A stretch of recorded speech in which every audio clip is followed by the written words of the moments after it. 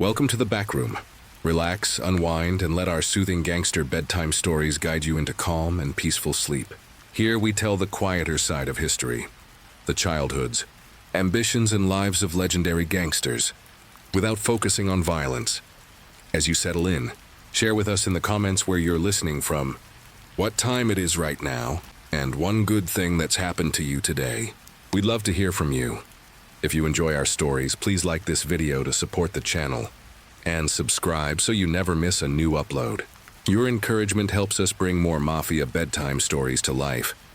Now close your eyes, feel at ease, and enjoy tonight's story. Wishing you peace and the sweetest dreams. From the late 1980s to the early 1990s, Detroit carried a heartbeat that was loud even in silence. A rhythm made of ambition, struggle, and the restless pulse of survival. On the east side of the city, where cracked sidewalks led past boarded storefronts and streetlights flickered like tired sentries, a quiet legend was beginning to take shape. His name was Demetrius Flenory, though the world would one day know him simply as Meech. At this point in time, however, he was just a young man with a sharp gaze, a steady voice, and an unspoken belief that life could be larger than the world he had been born into. Detroit was a city in transition, post-industry, post-boom, yet rich with pride and identity. The factories that once roared with life now sat like monuments to memory. Jobs were harder to find. Families carried more weight than anyone could see from the outside. Nights were long, winters were unforgiving. People dreamed privately and survived publicly. In such a place, some dreams needed muscle just to stay alive. Meech's childhood was not glamorous, nor was it tragic. It was simply real. His mother worked long hours, stretching each paycheck as far as it could go. Values like loyalty, respect, and resilience were not lessons spoken aloud in his home. They were absorbed, quietly, in the way his family moved through the world. He didn't start out wanting power. He wanted stability. He didn't seek fear. He sought recognition. He didn't chase chaos. He pursued control. From a young age, Meech understood the unspoken architecture of the streets. Every block had a tone, every group had an order, and every success came with a cost. He watched older men in expensive coats step out of cars that didn't belong in his neighborhood. He saw the way people moved around them, some with admiration, some with caution, and he studied, not the glamour but the structure, not the shine but the strategy. His brother Terry, known later as Southwest T, was his opposite in many ways. Where Meech was charismatic and fluid, Terry was analytical and grounded. Yet together their minds aligned. They were not simply brothers. They were perfectly matched halves of the same ambition. The two began small, very small, a handful of exchanges, a few connections, quiet business conducted with precision and discretion. There were no flashy statements, no reckless moves. In the beginning, everything was humble, careful, intentional. Meech understood that power gained too quickly was power that slipped just as fast. He moved with patience. In those early years, Detroit taught him lessons no textbook ever could. That reputation was currency. That silence could be louder than speech. That loyalty, once broken, could never be rebuilt in its original form. That the true weight of leadership was not control over others but control over oneself. And so Meech built, not a gang, not a crew, but a family. A brotherhood forged on shared purpose and shared risk. He did not command with threats. He inspired with presence. People followed him not because they feared him, but because they believed him. And belief is a far stronger bond than fear, the streets noticed. They always do. But Meech never seemed rushed. Even as whispers of his name began to drift through Detroit's night air, he carried himself with quiet restraint. He never bragged. He never acted louder than his reality. He observed first, acted second, spoke last. And in a world where ego was often the spark that lit disaster, that restraint made him formidable. What set Meech apart was not just his ambition, but the style of it. He saw life not as a game to be played, but as an empire to be built. And empires, he believed, were constructed through loyalty, organization, and vision. He was already thinking beyond Detroit, even when all he had was Detroit. There is a tenderness in beginnings, a softness, a quiet stretch of time when the world has not yet noticed what is forming. For Meech, these early years were that tenderness. The quiet before the thunder. There were no headlines yet. No legend, no myth. Only a young man with a clear mind. A steady path and a fire burning slowly, deliberately. Never allowed to burn out of control. But the streets have their own gravity, and power has its own pull. And as Meech's circle grew, so did the world that surrounded it. Opportunities expanded, risks multiplied. Eyes began to watch more closely. The horizon widened, and with it, the stakes, Detroit with all its broken beauty, was shaping him, teaching him how to move through shadows, how to read silence, how to understand the difference between those who stand with you and those who merely stand near you. Every empire begins with a quiet decision, made in a moment no one remembers. Meech had already made his. There were nights when he would stand at a window, looking out over the city that raised him. He didn't see decay or poverty or ruin. He saw potential. Streets waiting for direction, people waiting for purpose, a future waiting for someone bold enough to shape it. And he believed, quietly and completely, that he was that person. This chapter of his life was not defined by action, but by formation, by the stillness before the movement, by the gathering of the right people, at the right time, under the right vision. And though the world would one day speak of grandeur, of influence, of empire, it all began here with a young man, a brother, a neighborhood, and a dream that refused to dim, even under the weight of the city's longest night. A spark had been lit, and it would not go out. In the early days, there was nothing grand about what Meech and Terry were doing. No luxury cars, no champagne nights, no armies of followers moving at their command. There were only long hours, quiet exchanges, and the unspoken weight of responsibility. Detroit did not offer many ways to rise. The city, still shaking from economic collapse, pushed its young men to choose between invisibility and risk. And the Flenory brothers chose not to disappear. They began with the smallest moves possible, the kind that barely registered against the noise of the streets. A few contacts, a few favors exchanged, a few careful steps made in the shadows of older men who had already learned how to navigate the city's invisible economy. The brothers did not rush. They observed. They listened. They learned the language spoken without words, the subtle nods, the measured silences, the way one could read trust or danger in the space between breaths. Meech had intuition, an almost instinctive ability to understand people. Terry had reasoning, a mind that measured risk like a scale balanced with precision. Together they formed something rare, a partnership built not on ego, but on balance. They moved like two sides of the same thought, Meech guiding the tone, Terry guiding the structure. Their decisions were not driven by hunger for glory, but by the simple need to hold their family steady in a world where stability was fragile and fleeting. Nights were the hardest. They stretched endlessly, filling with cold air and the quiet hum of the city's restless pulse. The brothers would stand on corners where streetlights flickered like tired guardians. They spoke little. Most of what needed to be said lived unspoken between them. They shared one resolve, one vision, one slow-burning dream of something larger than the lives they had been handed. There was discipline in how they moved. No showing off. No unnecessary risks. They did not gamble for fast wins. They built trust, one careful connection at a time. Meech understood that reputation was a form of currency.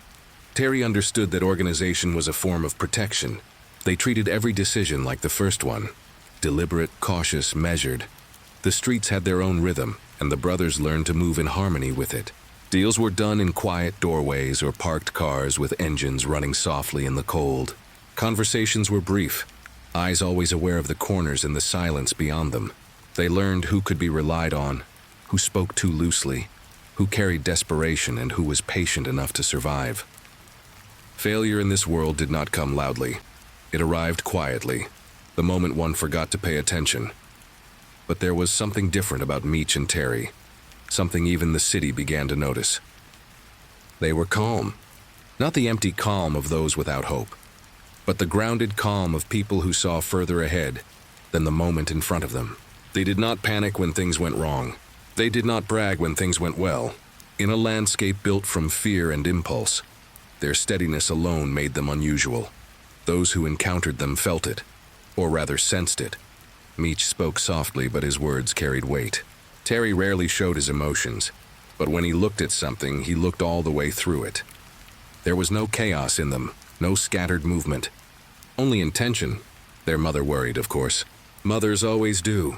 She saw the late nights, the tired faces, the new names whispered into the air like smoke. But she also saw something else. 2 sons who refused to let the world break them. 2 sons who would not surrender to the heaviness around them. And perhaps in a place where hope came in fragments, that alone was its own kind of prayer. As time passed, their small efforts began to form shape. Their circle grew, not into a gang, but into a quiet network of young men who trusted one another more than they trusted the world. They created rules, structure, order, no unnecessary noise. No reckless moves. No betrayals. If someone was with them, they were with them entirely. If not, there was nothing more to talk about. Simplicity became their shield. There were moments, soft, private ones, when Meech and Terry would sit together in the stillness of their shared room, counting what little they had earned. Not with excitement, but with focus. This was not wealth, not yet, but it was movement. It was momentum. It was proof that their dream did not have to remain invisible. And yet, even in these early days, something larger was already forming. Meech began to think in scales beyond the city skyline. He imagined connections that stretched across state lines, networks built not from chaos, but from organization. Terry refined numbers, strategies, systems that could expand without collapsing. They were no longer just reacting to their environment. They were shaping their place within it. But expansion is never just a decision. It is a realization. A quiet knowledge that you are no longer contained by the space you began in. The moment came on an ordinary evening. No dramatic event, no confrontation, no sudden revelation. Just the 2 brothers, walking home through the cold, their breath forming clouds in the air. They did not speak. They didn't need to. The thought passed between them without sound. We can build more, not for glory, not for dominance, but because they understood how to. Because they believed in themselves. And in each other, more than they feared the risks that waited for them. The streetlights flickered above them, casting long shadows on the pavement. The city was quiet, holding its breath. The brothers walked forward, together. The horizon began to open. There are moments in life when a dream stops being just a dream, shifts quietly into something real, something with shape, breath, and weight. For Meech, that moment did not come with fireworks or a declaration. It arrived in silence, in the still hours of the night, carried on the hum of passing streetlights and the low murmur of engines idling in empty parking lots. It came as an understanding rather than a revelation. Something was forming, something structured, something deliberate. By this time, the brothers had already moved beyond small exchanges and whispered transactions. The stakes were higher, the circles wider, and the faces around them more varied. But it wasn't the product or the numbers that changed first. It was the way Meech began to see the world, as a system of impressions, alliances, reputations, and invisible balances of respect. He understood that power was not loud. It did not demand attention. Power was the ability to walk into a room and shift its temperature without speaking. It was presence, and presence had to be built. Late nights became strategy sessions, not around expensive tables or under chandeliers, but in kitchens where the lights were kept low, or in cars parked beneath flickering street lamps. Sometimes the conversations were barely above a whisper. Sometimes they were simply moments of silence shared between brothers who didn't need many words to communicate. Every plan started small. Every idea began with the same question: who can we trust? Meech listened more than he spoke. He watched gestures, pauses, how a person carried their shoulders when they told a lie. He understood that loyalty couldn't be bought, it had to be felt. People followed what made them feel seen, and Meech had a way of seeing people, not just for what they were, but for what they wanted to be. While Meech dreamed in broad strokes, colors, movement, atmosphere, Terry saw structure. He noticed patterns, counted risks, analyzed margins and routes. He could turn the abstract into the tangible. Where Meech could draw people in, Terry could organize them. One brother built the vision. The other built the system. Their conversations moved like a pendulum between imagination and caution. Meech would speak of expansion, not reckless, but thoughtful. He'd describe a network, not of chaos, but of harmony. A chain of people who understood their roles, who moved as part of something larger than themselves. People who were loyal not only out of fear, but out of belief. Terry would listen, eyes narrowing just slightly, calculating the unseen angles. He would ask about logistics, supply, distribution, the subtle details that could topple an empire before it ever began. Not to question the dream, but to make sure it could stand. In this way, BMF was not born, it was designed. Before there were crews, before there were cities connected by unseen highways, before the world recognized those 3 letters as something monumental, there was simply an idea, shared between 2 brothers who believed they could do more than survive. They could build. Meech crafted an image of what leadership looked like. Not a tyrant, not someone who took by force, but someone who made people want to stand beside him. He dressed with intention, not extravagance. Clean lines, quiet confidence. He didn't shout. He didn't boast. He carried himself like someone who knew exactly where he was going. He understood something many leaders never learn, that the way something looks is often just as important as what it is. Perception was a form of currency, and he treated it carefully. Terry balanced him. He questioned timing, assessed risks, and ensured stability. He brought patience to Meech's momentum. The 2 moved like aligned gears, different shapes but necessary to the same turning of machinery. Their dynamic was not perfect. It had tension, the kind all-powerful partnerships carry. But tension didn't break them, it shaped them, and loyalty grew around them like gravity. They did not operate like others who came before them. There were no frantic displays of authority, no heated rivalries played out on open streets. Their world was quiet, calculated. Meetings were conversations, not confrontations. Respect was given before it was demanded. Word began to travel, not loudly but steadily. Names carried weight long before faces became known. People spoke of 2 brothers who ran things differently, who moved with calm, who didn't chase chaos, who didn't need to be feared to be followed. That kind of reputation spreads in a different way. Not like wildfire, which burns too quickly to last, but like a slow-growing shadow, steady, expanding, never rushed. Sometimes on long drives through the city at night, Meech would stay silent, watching the passing lights blur into streams of gold. He was seeing something no one else could yet see, the beginning of a kingdom. Not built on intimidation, but on unity, on organization, on belief. He didn't want to rule for the sake of ruling. He wanted to build something that lasted, something that felt inevitable. And slowly, almost imperceptibly, it began. A few more people, a few more connections. A network not of chaos, but of alignment. Trust moved like current, flowing outward from the brothers at the center. One night, after a long discussion that stretched past midnight, the brothers stepped outside into the quiet cold. Their breath moved like mist in the air. The street was still, the world paused. And there, without ceremony, they both understood the same truth. They were no longer trying to find their place in the world. They were building one. Something had shifted.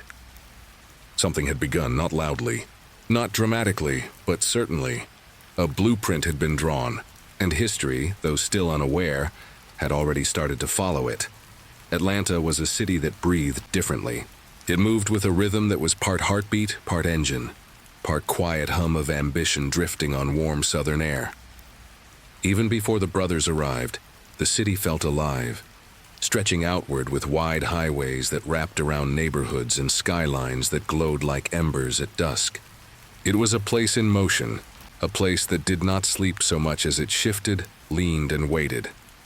When Meech first stepped into Atlanta, he sensed possibility. The air felt thick, almost heavy, like a door waiting to be pushed open.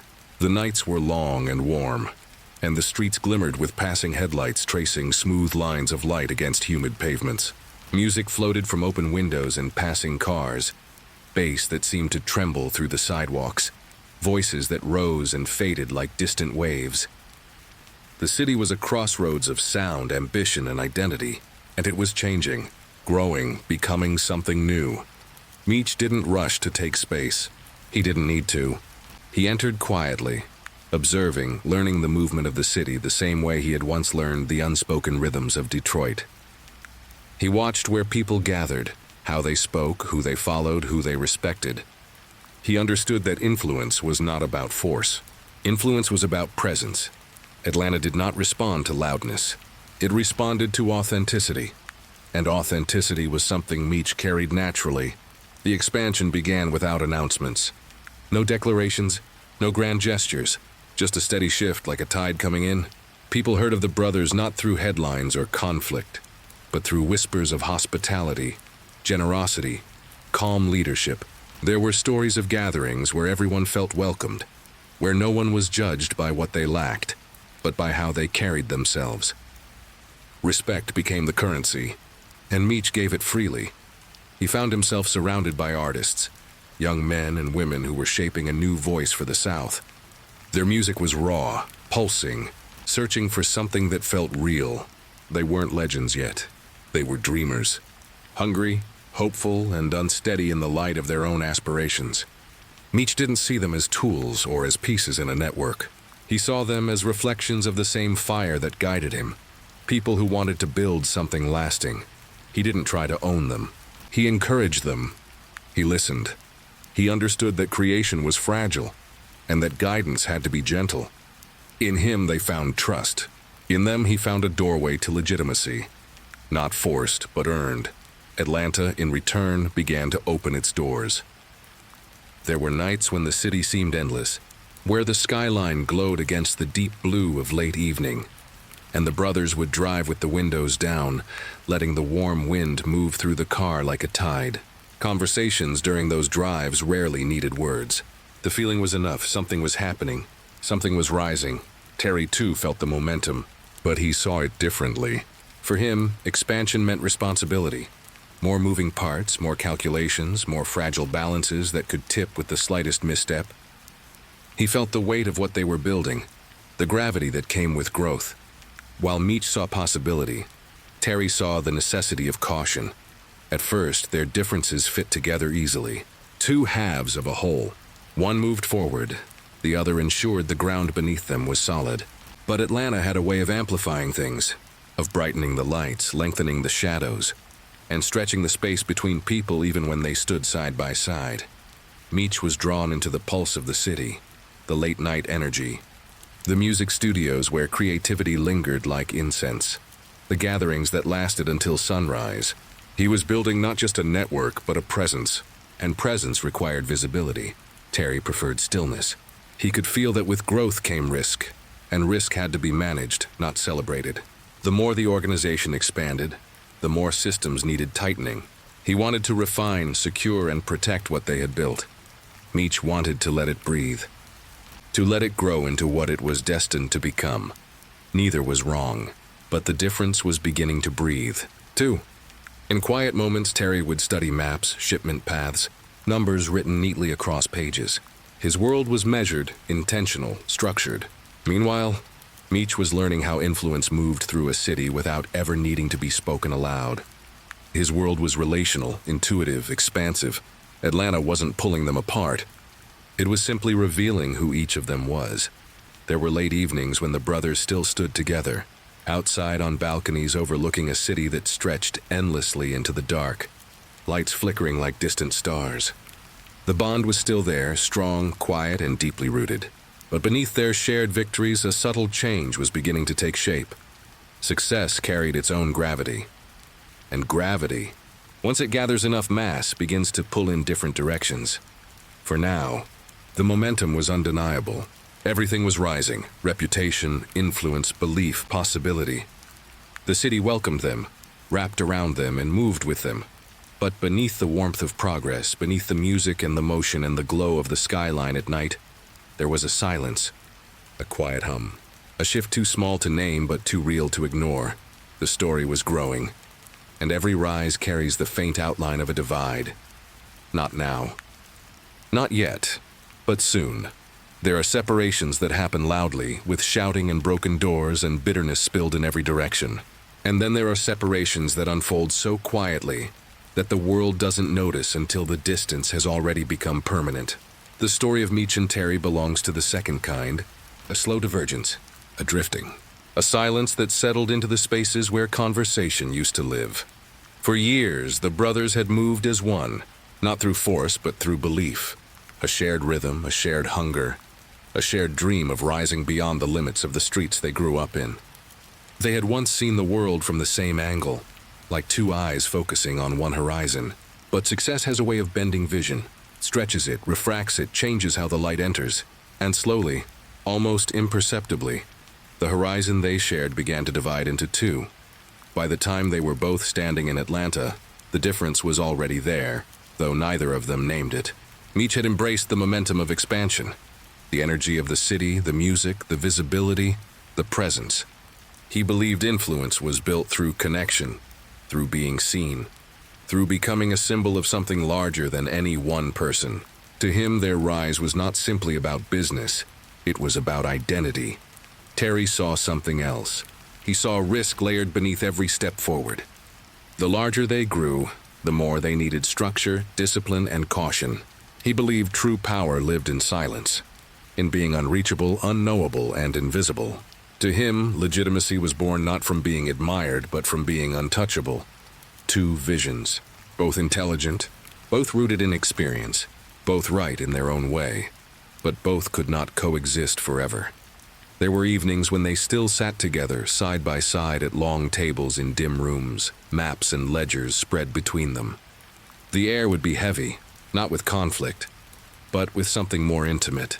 Disappointment in the realization that understanding was slipping away. They would speak, but the words no longer bridged the space between them. Meech would describe expansion, presence, momentum. Terry would respond with caution, limits, measured restraint. Each believed they were protecting what they had built. Each believed they were right. The room would fall silent after these exchanges. Not a hostile silence, a tired one. A silence filled with things neither of them knew how to say without breaking something delicate. The bond that had once moved effortlessly between them was beginning to fray, not violently, but gently, like a rope worn thin by weather and time.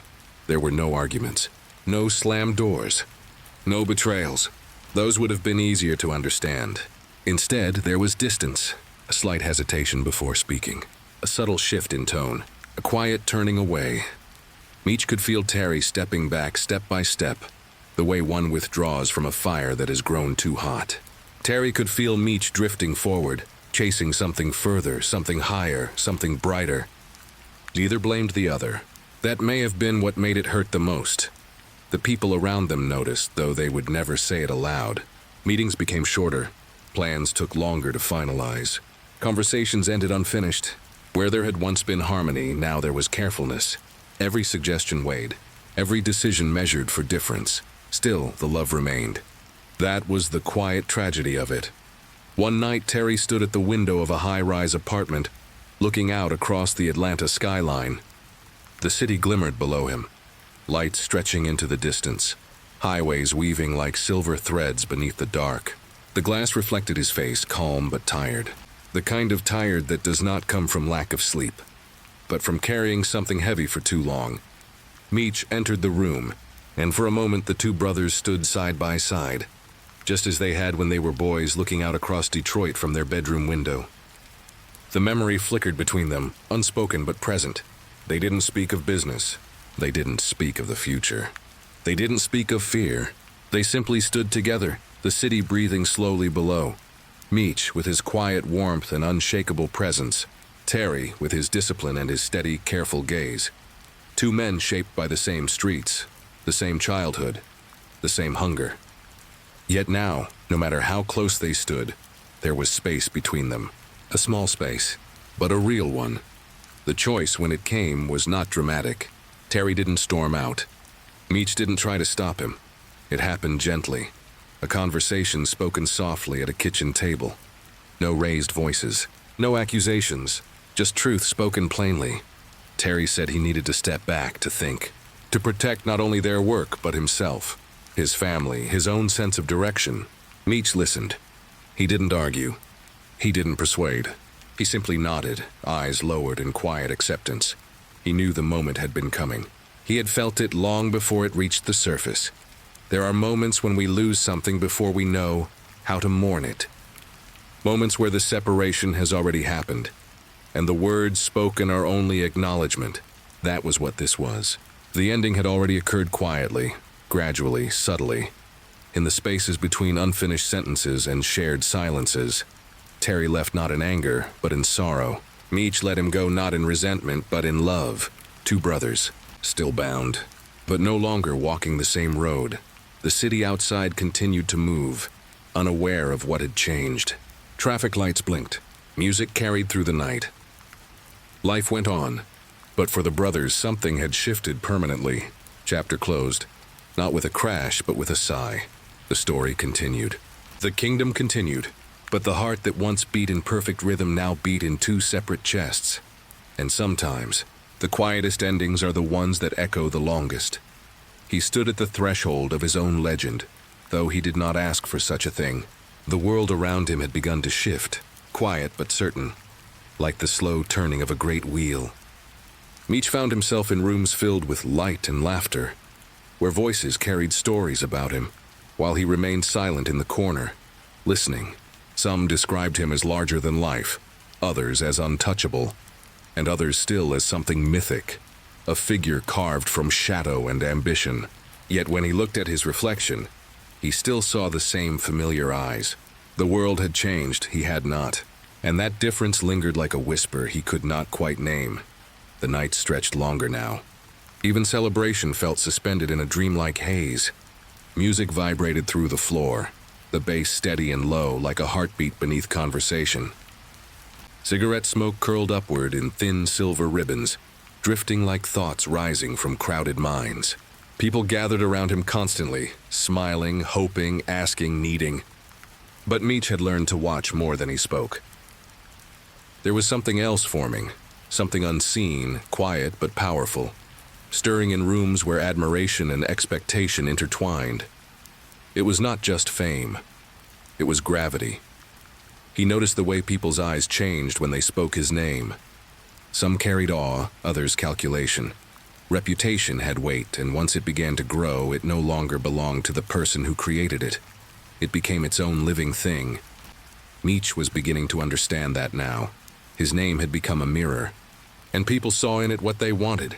Strength, protection, opportunity, escape.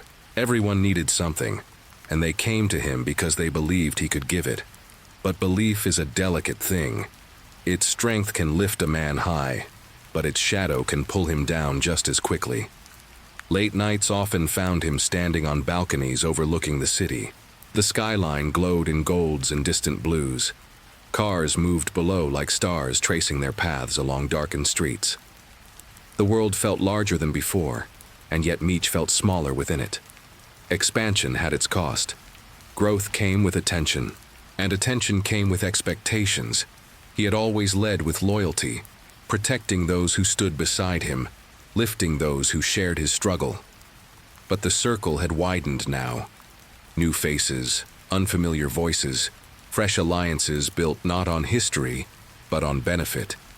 There was power in partnership, yes, but also risk. The more people a man carried with him, the heavier each step became. He remembered quiet childhood nights, when dreams were simpler. Back then, the world felt like something you could shape with your hands. Now it felt like something that watched back. Every room he entered seemed to fall into a hush, not from fear, but from the gravity of his presence. It was not a crown he wore, but a notice, a reminder of the path he had taken, and the roads he could no longer return to. Meech knew that once you became a symbol, you could never return to being just a man.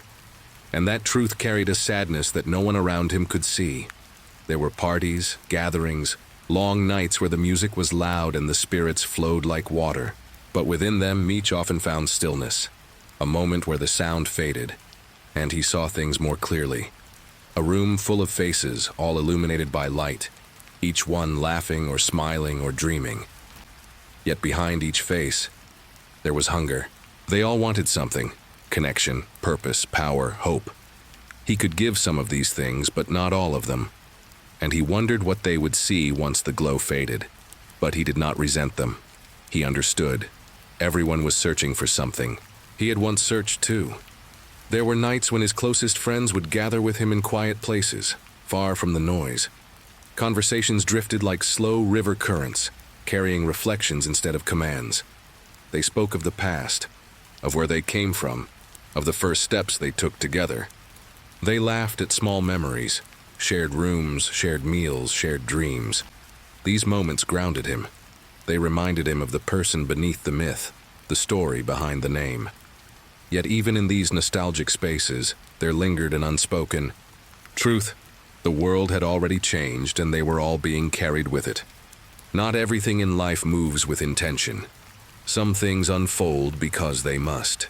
Meech had become momentum itself, a force shaped by streets, opportunity, love, loyalty, and necessity. Even when he wished to pause, the world around him continued to move. There were decisions to make, alliances to maintain, paths to consider. People looked to him not for direction but for certainty, and certainty once given is a promise. Some nights he walked alone, the city air cool against his skin, the night vast and open.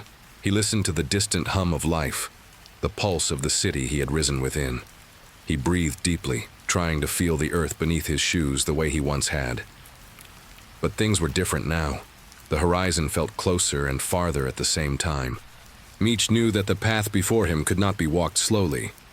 Momentum had its own pace now, and while others saw glory, he saw something quieter, more fragile, a truth that lived behind reflections.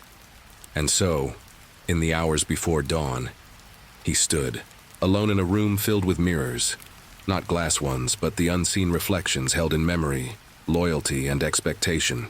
He could feel the weight of every story told about him, every hope placed upon him, every path that led him here.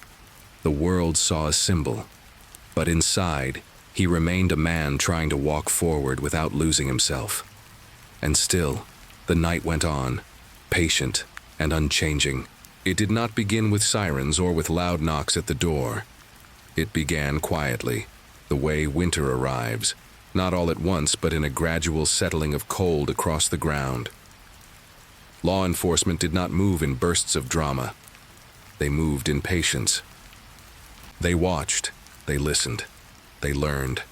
And in that stillness, something began to shift in the air around Meech, subtle but undeniable, as though the world had exhaled and did not draw breath again. There were whispers in rooms he never entered, names spoken in offices lit by fluorescent bulbs long after midnight. Files grew heavier, pages filled with dates, faces, addresses, numbers. Patterns began to take shape on whiteboards, threads connecting cities and people and histories. They traced movements like cartographers of human intent. What had once seemed like scattered stars now formed constellations. But on the surface, life continued. There were still gatherings, still agreements to be made, still conversations murmured in back rooms where the air carried the faint scent of cologne and tobacco. Yet something in the atmosphere had thickened. People lingered a little too long before answering questions. Phones that once rang freely now hesitated, vibrating once before falling still. Silence had become part of the music of everyday life. Meech noticed, though he did not speak of it, he had always been attuned to subtle things. The tilt of a voice, the pause between words, the way someone looked away instead of holding a gaze. And now, the world around him was full of such pauses. Still, he moved with the same quiet confidence, the same measured steps. There was no panic, no outward sign of tension. He had understood long ago that fear only hastened what it feared. The men following him were rarely seen, unmarked cars that blended into the rhythm of traffic, observers leaning against street corners, or sitting behind cafe windows, pretending to read newspapers long after the coffee had cooled. They did not seek confrontation. They sought confirmation. Conversations took on a different weight, not because of what was said, but because of what was left unsaid. The circle around Meech tightened, not from pressure, but from caution. Those who had once spoken freely now chose words with precision, aware that the air itself had begun to listen. The investigation did not grow like a storm. It grew like a tide, steady, unstoppable. Some nights, Meech would sit at a table surrounded by friends and allies, the room filled with laughter, the glow of warm light reflecting on polished surfaces. And yet beneath the surface of every smile, there was something else. a quiet awareness of the narrowing distance between what they had built and what approached from beyond their sight. He did not blame the world for moving as it did. Actions always ripple outward. Choices once made continue walking long after the one who made them has stopped. Meech understood that life did not unfold in isolated moments, but in chains of cause and effect stretching back farther than memory could follow. One evening, as dusk settled like smoke across the skyline, Meech stood at a window and watched the city. Cars moved along highways like veins of light. Tall buildings glowed from within, each window a story, a life, a dream in motion. It was a city that had shaped him, tested him, lifted him. And now, it seemed to be watching him as well. He could feel the shift, not as dread, but as inevitability. The law did not rush. It waited, it collected, it prepared. Patience, after all, was its greatest weapon. Phone calls that once carried easy conversation now felt like negotiations with fate. Words were measured. Silence became an understanding, shared among those who knew what it meant to live on the edge of a closing circle. There were briefings in rooms he would never enter, where officials traced lines across maps and read transcripts of recorded conversations spoken in casual tones months before. Nothing was wasted. Nothing was forgotten. Every gesture, every meeting, every whispered promise was placed into context, and slowly the image crystallized. But Meech did not run. He did not hide. He continued to lead as he always had, steady, observant, aware that each day carried its own truth. He had always known that every ascent casts a shadow, and shadows eventually attract attention. Those close to him felt the pressure, though they rarely spoke of it. Some grew cautious, others grew fearful, a few grew restless. But Meech remained composed. He did not let the weight of what approached bend his voice or shorten his breath. There was dignity in the way he faced the horizon, as though accepting that every story, no matter how large, moves toward its turning point. And so, the nights continued. The city continued. Life continued. But beneath the surface, the tide drew closer. One night, long after most windows had gone dark, Meech stepped outside into the quiet. The air was cool, carrying the faint scent of rain not yet fallen. The streets were nearly still, save for the distant hum of cars traveling toward elsewhere. He stood with his hands in his pockets, breathing slowly, looking at the sky where stars hid behind thin clouds. He did not think of fear. He thought of motion. How a single decision can ripple for years. How loyalty binds even when stretched thin. How the world shifts without asking permission. The horizon before him was no longer the same horizon behind him. He could feel the change, as unmistakable as the slow turning of the earth beneath his feet. There comes a moment in every story when the road ahead grows narrower, when the distance between choice and consequence begins to close. Meech stood in that moment now. The night was quiet. The city breathed. The future moved closer, and he simply stood there listening. It did not happen with shouts. No slammed doors. No frantic running. No chaos. It came in the early hours of the morning, when the world is at its quietest, when the sky is still a muted shade of blue and the day has not yet decided what it will become. There is a kind of gentleness in that hour, a softness that settles over the streets like fine dust. And it was in that softness that the chapter closed. The sound was a knock, but not an urgent one. Steady measured tap, the sort of knock that does not demand but announces. By the time it came, Meech was already awake. Sleep had become a rare visitor in those days. He sat at the edge of his bed, hands resting loosely, breathing slow. There was no surprise in his expression, no confusion, only a quiet acknowledgement, as though he had been expecting this moment not just for weeks or months, but for years. History, after all, has a way of circling back. The door opened. Voices spoke his name, calm and controlled. There was no anger in their tone, no triumph, just routine, procedure, the turning of a page in a book much larger than any one life. Meech stood without hesitation. He did not argue. He did not plead. He did not ask for time. He simply rose. His steps were unhurried, Every movement felt almost ceremonial, as though he were walking through the closing scene of a story already told. The air around him felt still, reverent, and the silence that followed him held more weight than any siren ever could.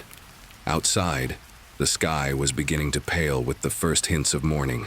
The street was quiet, the world unaware of what was unfolding. The city did not pause. Traffic lights continued to change. Leaves continued to rustle in the faint breeze. Somewhere a dog barked. Somewhere a kitchen radio played softly. Life continued, but for those who had walked beside him, something shifted. Word traveled slowly, almost reluctantly, as if even the air was hesitant to carry it. Phones rang softly. Voices lowered when speaking his name. No one celebrated. No one expressed shock. There was simply a collective exhale, the acknowledgement that the moment everyone had felt approaching had finally arrived. This chapter was not written in spectacle. It was written in acceptance, because Meech had always understood that the higher something rises, the more clearly its outline appears against the sky. And once a shape becomes unmistakable, it becomes impossible to ignore. Influence, power, legend. They glow, and everything that glows eventually draws attention. It was never about the chase. It was about the inevitable gravity of momentum. As he was transported, he looked out the window of the vehicle. The cityscape passed by slowly. Familiar corners, streets where memories lingered, buildings that stood like quiet witnesses to old conversations and late-night laughter. He thought not of loss, but of time, how it moves forward, always forward, never pausing for anyone. No matter how large their shadow once stretched, his world had expanded once, flowing outward across state lines and city skylines, forming a network of loyalty, ambition, and dream. But now, it narrowed to a straight corridor of road and the sound of wheels on asphalt. Those who spoke of him in hushed tones felt something more complicated than grief. It was not mourning exactly. It was reflection. Because Meech was not simply a figure of notoriety. He was a symbol of possibility, of movement, of belief in one's own momentum. And symbols do not vanish when the world shifts. They remain in the air, in the stories whispered long after. The fall was not a collapse. It was a return of legend to memory. He stood in the holding room, hands still, posture straight. The fluorescent lights cast a pale glow across his face. His expression remained calm, unreadable, composed. There was no bitterness, no regret carved into his features, only contemplation. He had lived fully, with intention, with vision. And every choice carries a price. In that moment, the world outside continued to turn. Atlanta breathed. Detroit breathed. People woke up prepared for their day, unaware that a chapter of modern folklore had just reached its quiet close. For some, the city remained unchanged. For others, something had dimmed. A light that once shone from within the city's pulse, now folded inward. In interviews and conversations years later, those who knew him would say that his legacy was not defined by the outcome.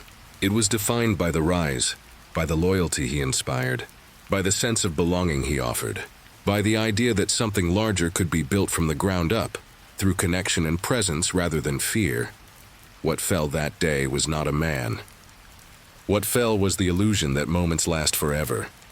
Meech understood something profound, that the story of a life is not the story of its ending. It is the story of the meanings it leaves behind, the people shaped by it, the memories carried forward. History would speak of him in many tones: admiration, caution, fascination, myth. But beneath all the retellings was a human truth.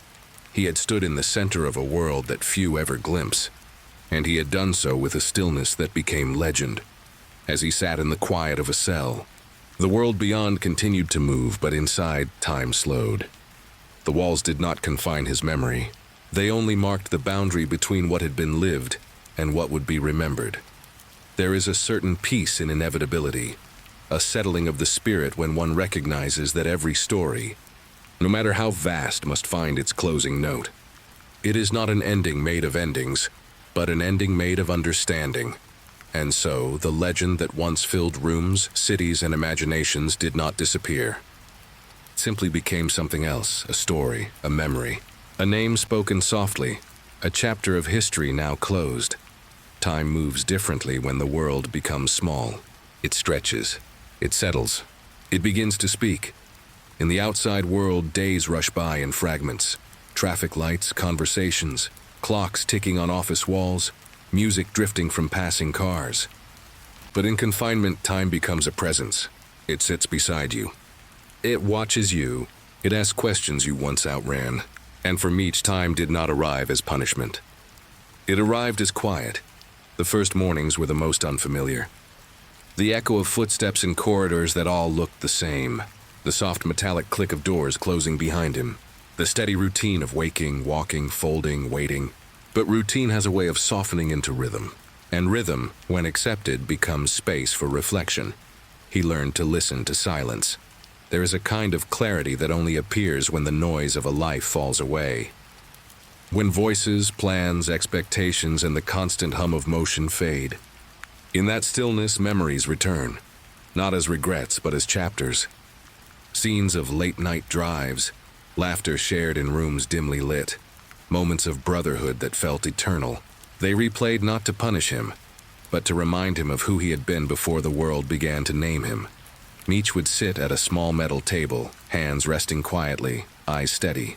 Letters arrived occasionally, folded paper carrying the shapes of familiar handwriting. Some were brief, some thoughtful, some unsure of what to say. He read all of them slowly, not searching for meaning, but receiving it. Every word held memory. Every sentence was a bridge to another time. There were letters from his mother, warm, steady, rooted in love.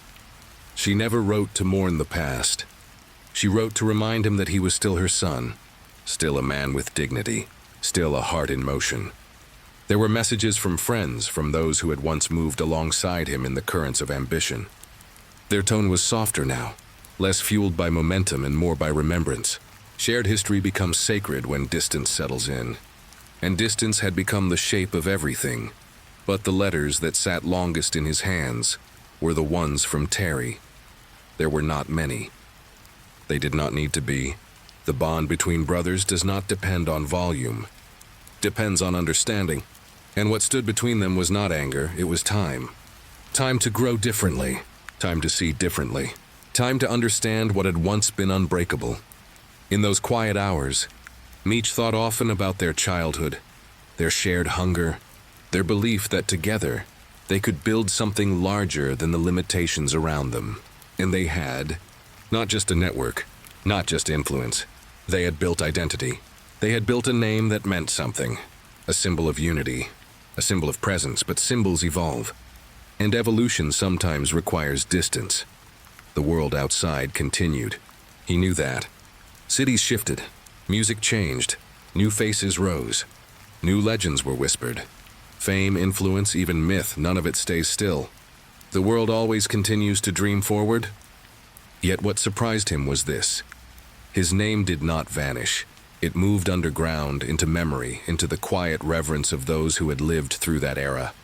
It became a point of reflection rather than imitation, a reminder of a time when loyalty meant something powerful, when presence was currency, when unity could change the shape of a street, a neighborhood, a city. He did not long to return to that world. The past is not a home, it is a mirror, and he had begun to learn how to look into it without reaching.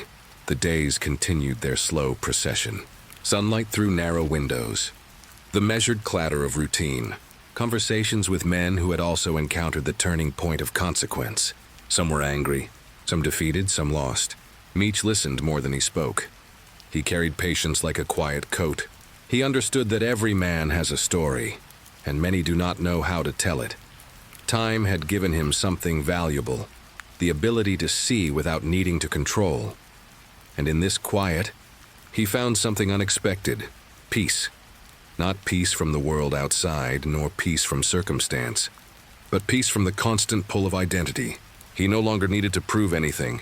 He no longer needed to command rooms or shape movements. His presence no longer stretched across cities, now existed in stillness. Stillness, when accepted, becomes strength. There were evenings when he would stand in the courtyard, looking up at the sky as it shifted from gold to blue to deep night. He thought about how many nights he had watched skies from different cities, Detroit, Atlanta, Miami, Los Angeles. Each one felt charged with motion then, but now the sky simply existed, and he existed with it. Nothing to chase, nothing to escape. Just breath, just time. He learned that freedom is not always the ability to move. Sometimes freedom is the ability to understand oneself without running. And in that understanding, something softened. Not the legend, not the memory, but the weight he carried. He began to speak to younger men quietly, without authority, without demand. He spoke of choices, of loyalty, of awareness. Not warning, not preaching, but reflecting. And reflection has a gravity of its own. Some listened, some turned away. But the words existed, and that was enough. Time is a patient teacher. It does not rush. It does not scold. It simply reveals. And as days became months and months became years, Meech came to understand that his legacy would not be the rise, nor the empire, nor the myth. His legacy would be the depth with which he understood his own story, the honesty with which he faced it, the dignity with which he held it. Every life carries chapters. Some are loud, some are quiet, some are endings that are really beginnings. And in the stillness of confinement, Meech discovered the chapter where a man meets himself, fully, without distraction, without applause. A chapter where the question is no longer, what did I build? But what did I learn? And who did I become? Time had answered, and he was listening. There are names that rise like storms, bright and loud, shaking the world for a moment. And there are names that settle into the air more quietly, drifting across time like distant echoes, growing softer, but never truly disappearing. Meech's name became one of those echoes, not a monument or a warning, but a memory that endured in the hearts of those who once walked beside him. In the cities where he once walked, life continued. Streets changed, buildings shifted, the shine of old cars faded, but memory moves differently than time. It doesn't follow the clock or the calendar. It travels by feeling, by whisper, by the lingering impression a person leaves behind. And so the name remained, not in headlines, but in moments. A song lyric, a passing story, a conversation spoken in low, reflective tones. Some remembered him as a leader, someone who saw possibility in neighborhoods forgotten by everyone else, someone who convinced others to believe in something. Others remembered him as the architect of a dream too large, too heavy, too filled with consequence to survive its own weight. But most remembered him simply as human, a man who loved deeply, who made choices, who carried both loyalty and flaw in equal measure. And perhaps that was the truest legacy of all. Not the empire, not the legend, but the person. Legacy is never fixed. It shifts depending on who is telling the story. To some, Meech was a symbol of ambition, a reminder that even a boy with nothing can build something enormous. To others, he was a lesson in what happens when the world gives more than it can sustain. Stories grow differently in different hands. And yet, across all of them, one truth remained. He left an impression that could not be erased. There were those who visited him, years later, sitting across from him in quiet rooms where time moved at a gentle pace. They spoke of old days, not with excitement or regret, but with acceptance that comes after the storm has passed. They laughed at memories that once felt larger than life. They sat in silence when the air grew heavy with what could not be changed. In those moments, names did not matter. Titles did not matter.